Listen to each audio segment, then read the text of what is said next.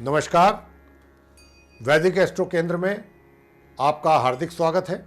प्रिय साथियों, आज के हम इस कार्यक्रम में जो आपके साथ चर्चा कर रहे हैं ये आपके मासिक राशिफल को लेकर के है, यानी कि मंथली राशिफल, और ये जुलाई 2022 का है।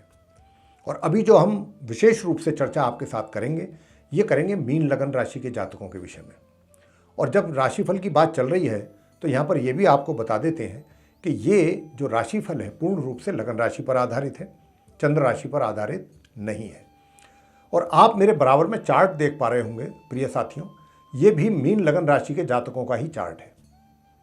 और इसमें जो ग्रहों की स्थिति आप देख रहे हैं, ये जो ग्रहों की स्थिति है ये वो स्थिति है कि जो ट्रांजिट में, गोचर में जुलाई 2022 में रहने वाली है। यानी कि जुलाई 2022 में ग्रहों की स्थिति कुछ इस प्रकार रहेगी जैसा कि आप देख पा रहे हैं आप मीन लगन राशि के जातकों के चार्ट में। और इसी के आधार पर, इन्हीं ग्रहों के इस आधार पर आप मीन लगन राशि के जातकों को शुभ और अशुभ परिणामों की प्राप्ति होगी भिन्न भिन्न क्षेत्रों में। कहाँ अच्छे परिणाम प्राप्त होंगे, कहाँ नहीं होंगे, इसकी चर्चा तो हम करेंगे इस अभी कार्यक्रम में। लेकिन पहले आपको थोड़ा सा ग्रहों की स्थिति से भी अवगत करा दें जिनके कारण ये सारे परिणामों की प्राप्ति जातकों को जीवन में होती है।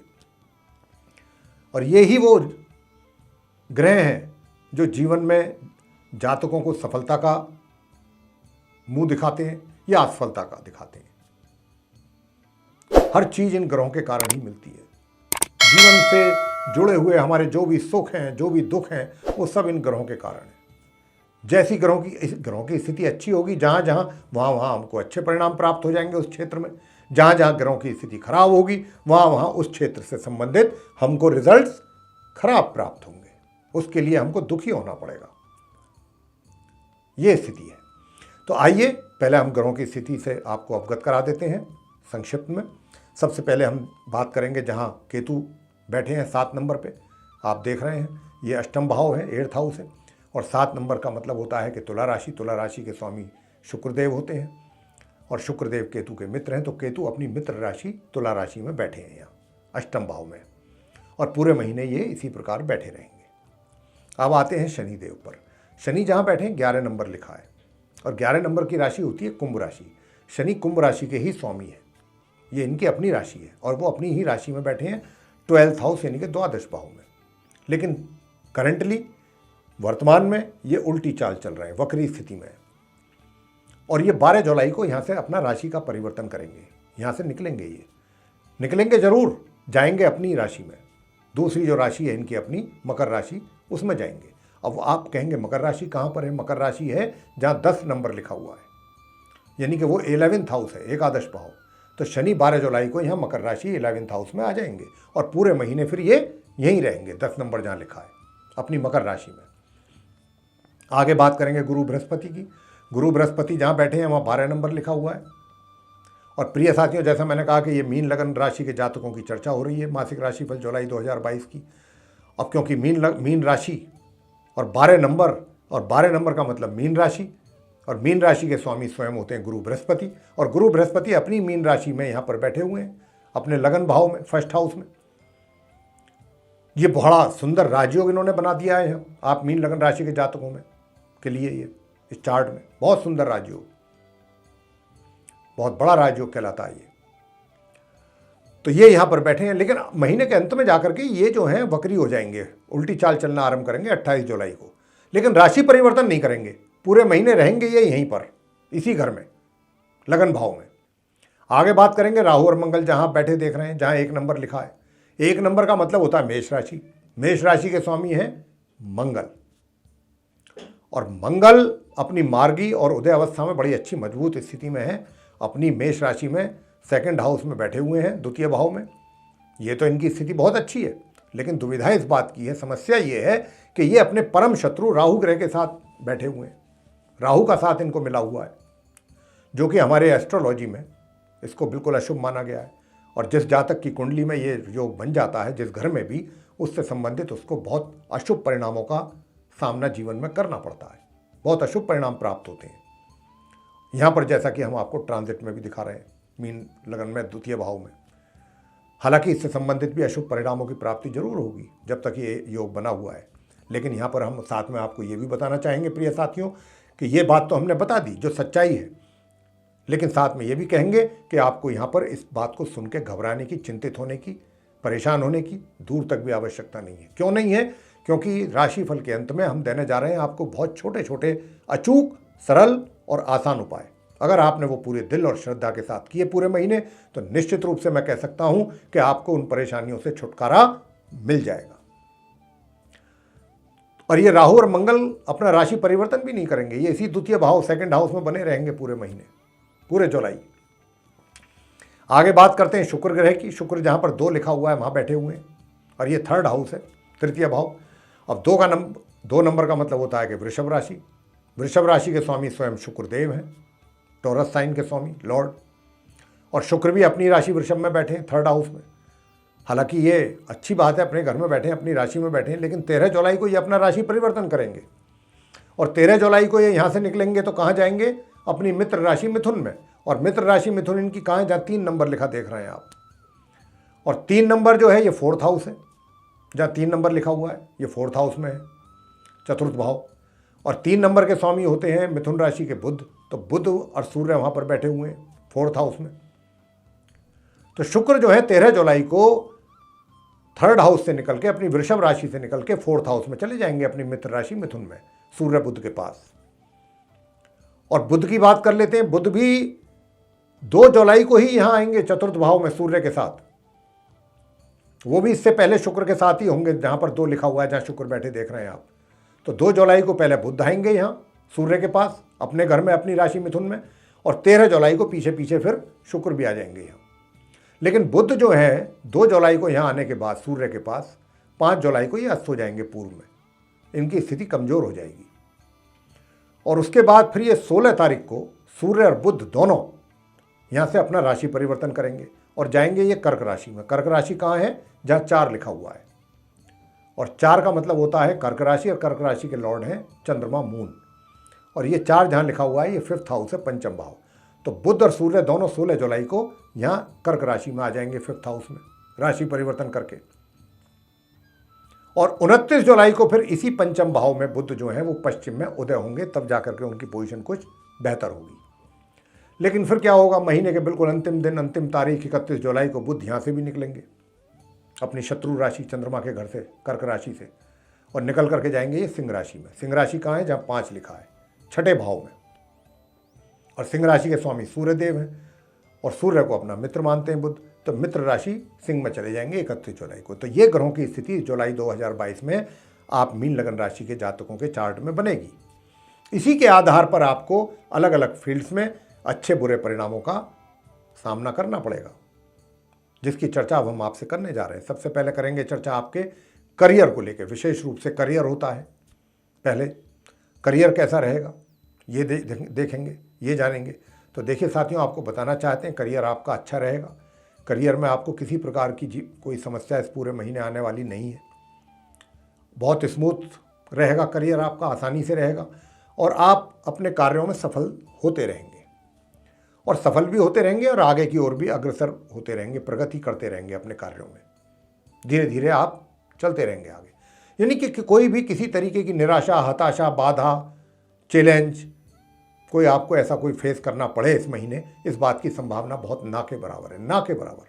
छोट मोट कोई हो गई तो हो गई, अदरवाइज सब कुछ चीज़ें बहुत स्मूथली रन करेंगी आपके। एक तरीके से करियर की बात कर रहे हैं, चाहे व्यापार हो, मतलब आप सेटिस्फैक्ट्री अपने कार्यों को पूरा करेंगे, संतुष्ट रहेंगे अपने कार्यों से। ये भी बहुत बड़ी बात होती है कि हम अपने कार्यों को संतुष्ट, मतलब सेटिस्फैक्ट्री पूरा करते रहते हैं, संतोषजनक कार्य चलते रहते हैं जीवन में, तो फिर और क्या चाहिए। उसके बाद जो है बात करेंगे आपसे आपकी इनकम की। देखिए इनकम की जहाँ तक बात है, इनकम तो होगी, लेकिन 12 जुलाई तक खर्चे भी होंगे। इनकम से ज़्यादा आपको खर्चे रहेंगे, ये भी आपको बताना चाहते हैं। 16 जुलाई से इनकम में बढ़ोतरी होगी, इनकम आपको आनी शुरू होगी, लेकिन वो रुक रुक करके आएगी, कुछ थोड़ा बहुत उसमें कमी रह सकती है। जितनी मात्रा में होनी चाहिए उतनी मात्रा में नहीं हो पाएगी। सही मायनों में जितनी मात्रा में इनकम आपके हाथों में आनी चाहिए थी, उसमें कहीं ना कहीं आपको कमी का अनुभव जरूर होगा। तो ये स्थिति इनकम की रहेगी। जहाँ तक इस बात का प्रश्न है, सुख सुविधाओं का लाभ लेंगे, पूर्ण रूप से लेंगे, मिलता रहेगा सुख सुविधाओं का लाभ आपको। ससुराल पक्ष से भी कुछ ना कुछ अच्छे समाचार प्राप्त करेंगे आप। तो इस प्रकार की स्थिति आपकी रहेगी। और जहाँ तक सेविंग का सवाल है, सेविंग्स आपकी इस महीने हमें होती दिखाई नहीं दे रही। सेविंग्स में समस्याएं हैं, या मैं तो बल्कि ये कहता हूँ कि अगर कहीं पैसा इन्वेस्ट करने की कोई प्लानिंग आपकी पहले से बन रही है तो इस महीने तो कृपया करके उसको अभी होल्ड पर रखें, अभी उसको पेंडिंग रखें, अभी ना करें, अन्यथा कहीं गलत जगह पैसा इन्वेस्ट हो सकता है। सही जगह करना चाहेंगे और सही जगह करते करते कहीं गलत जगह कर जाएंगे, ऐसी स्थिति बनी हुई है राहु और मंगल के कारण। तो इसलिए अभी थोड़ा शांत रहें, पैसा अपना अपने पास में रखें। बल्कि यहाँ तो मुझे लगता है कि खर्च की भी संभावना है, पैसा हाथ से निकलता हुआ भी दिखाई दे रहा है, उसका भी कोई कारण बन सकता है। लेकिन आप कोशिश यही करें कि पैसा आपका अपनी मुट्ठी में ही रहे, चाहे जो भी कुछ क्यों ना हो जाए, कारण कुछ भी बने, मैंने पैसा नहीं निकलने देना हाथ से। ये आपने डिटर्मिनेशन रखनी है अपनी पैसे को लेके।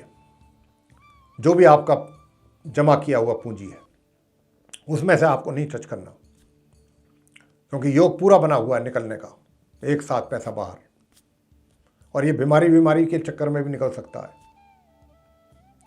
तो ये चीज़ का आप थोड़ा ध्यान रखिएगा। आगे बात करते हैं आपके प्रेम संबंधों की। देखिए, प्रेम संबंधों का जहाँ तक प्रश्न है, मैं आपको बता दूं कि ये प्रेम संबंधों का बीच बीच में वैसे तो बने रहेंगे, बीच बीच में कुछ आपका जो एक दूसरे के साथ मिलना जुलना होगा, उसमें थोड़ा सा अगर कोशिश आपकी ये रहे कि आप मतलब अपने दुख, और बहुत लोगों की आदत होती है कभी कभी, एक तो मिलना बहुत कम होने की संभावना है आपका इस महीने, फ्रीक्वेंट आप एक दूसरे से मीट नहीं कर पाएंगे, ऐसा उम्मीद है ग्रहों के आधार पर।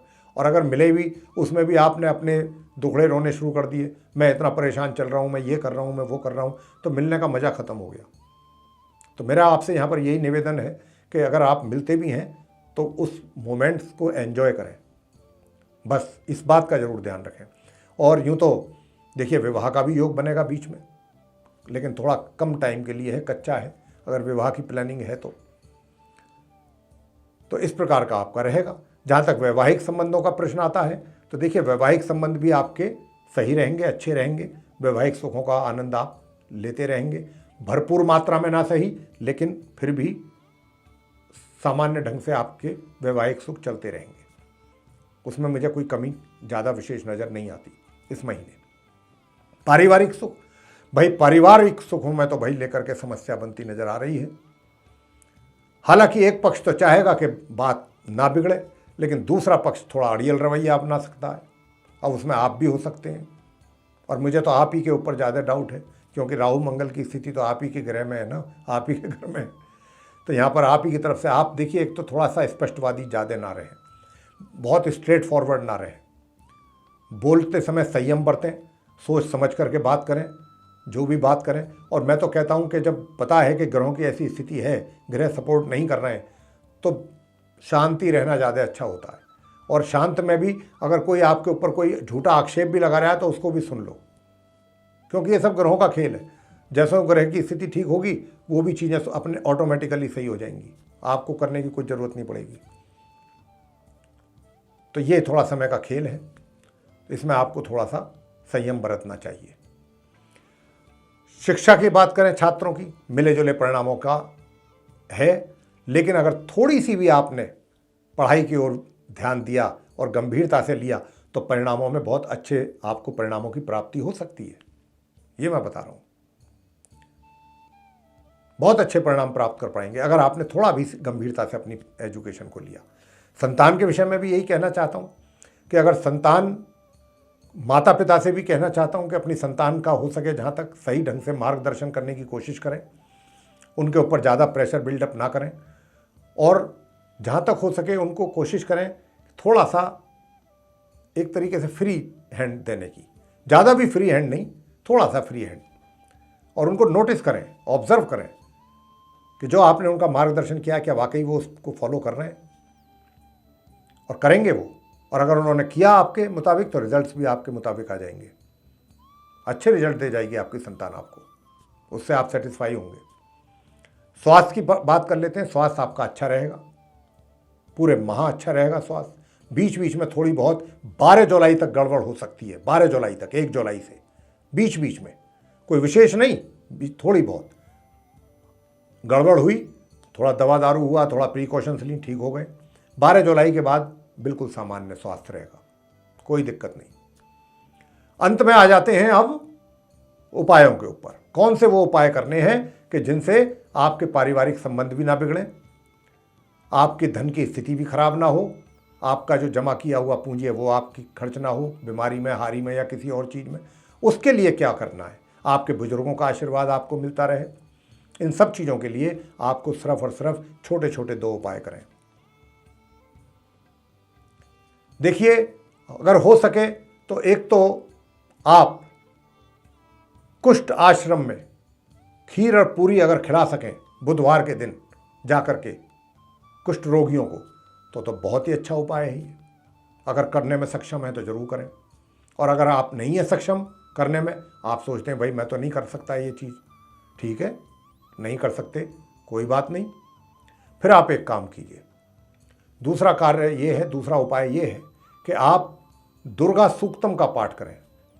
दुर्गा सूक्तम संस्कृत में नहीं कर सकते हैं, हिंदी वर्जन आता है, हिंदी वर्जन में कर लीजिए। डेली करें, नित्य प्रतिदिन नियमित रूप से दुर्गा सूक्त का पाठ आप करिएगा। और ये करने के अतिरिक्त आप जो है मंगलवार के दिन, बल्कि मैं तो कहता हूँ रोज पूरे जुलाई के महीने हनुमान चालीसा का पाठ करें। और बेहतर ये होगा कि मंदिर में जाके करें और संध्या समय करें, सनसेट के बाद हनुमान जी की प्रतिमा के सामने बैठ के प्रसाद चढ़ाएं, हनुमान जी के आगे सरसों के तेल का दीपक जलाएं।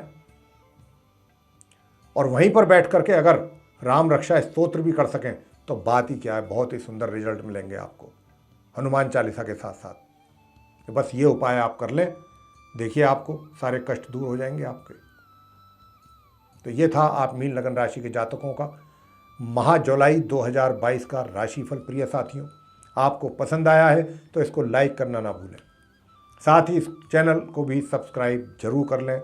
अधिक से अधिक मात्रा में इस वीडियो को शेयर करें ताकि दूसरे लोग भी इससे लाभान्वित हो सकें, उनको भी इसका बेनिफिट मिल सके।